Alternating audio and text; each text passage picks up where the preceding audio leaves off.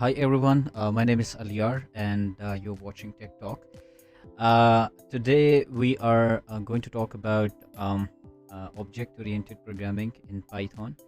Um, Let me tell you that in computer science, there are different programming paradigms that we use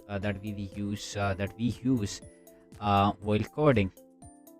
And today I am going to talk about one of the concept or one of the paradigms that is one of the famous paradigms in coding generally or in Python particularly. So there are different programming languages. Some are called object-oriented, 100% object-oriented programming languages. Some are not called um, object-oriented programming languages, but Python is somehow 90 to 95% object-oriented programming. In other words, OOPS. And today we are talking about one concept that is very famous in Python or generally or in object-oriented programming, OOPS particularly. And that concept is the concept of classes. So what is a class? Basically, let me give you an example so you can understand. We'll definitely go to the code and screen and see what is a class and how we can define a class. But let me give you an example to make you understand that what basically class is. When you go to a hospital or when you go to a school or college or university for the admission, the admin officer at the front desk table basically hands over to you a piece of paper called form, and that form has basic standardized information that needs to be filled, or that are the requirement of the admission process. So what you do is you get the form, you fill it out, and you hand over back to the admin officer or receptionist, and the receptionist gets that paper or that form and takes out the information that he needs for the admission, and does his work. So what have we done here? We basically did or filled a form for the admission. The next candidate comes into the office will be handed over the same kind of form to fill, and each time whenever comes in for the admission, this form will be handed to them to fulfill. So each time the information gets changed on the form, but the standard or the structure of that form does not change. So this is somehow the concept of class that we are talking about in Python. So in Python, what we do is we create a class, a kind of structure, once, and whenever we need it for different instances, we basically hand over that form, that class to each instance, and that instance use that class according to its need. Let's go to the screen and see how it really works in practical. Right. So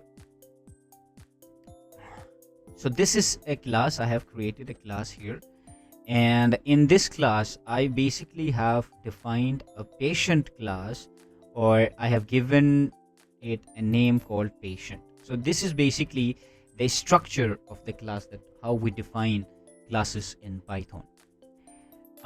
So it's like whenever we wanted to define function, we started it with def, and now whenever we want to define a class, we basically starts it with class keyword. So what is this? This is a class keyword which we use always whenever we want to define class. This is basically the name of the class, which is basically an identifier of that class that we are going to use. This is the block of the class. So in that block, what I have done is I have basically defined a function which is called init function, which is built-in function in Python. And what is the purpose of it? We will definitely go into the detail in the next video. or the next video ahead or the videos in ahead, but here you just need to remember that whenever we define a class, it is a mandatory part of that class. It's an init function.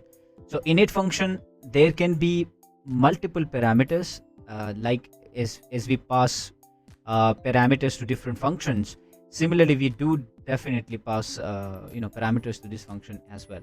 So this is a self parameter which is going to remain the same. The first parameter or the first argument to init function will always be this self. So the name is not important. You can name it whatever you want, but it should be the first argument passed to init function. Why do we do that? Basically, it belongs to each instance that we create using this class. So that's the short definition. We'll talk about that later in later videos as well. So what I did, I passed self, and then I said, okay, I have just one argument, and that is the last name of the patient, which I want here. And then what I did, I said, okay, whenever an instance is created and whenever the last name is passed to that instance, I am going to assign that last name to this instance last name. It's quite here it is quite complex and confusing, but you will get it later. Okay. And then I said, okay, I want to print the last name of the patient. So this is basically what we call a form. Okay, this is basically what we call a form. So I said, okay, this is a patient form.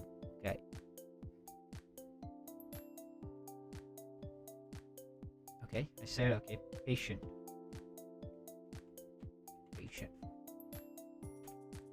So this is the form I was talking about earlier, that we created a patient form, and this is what we want in the patient form. We have just one field in the patient name, in the patient field, and that is the last name.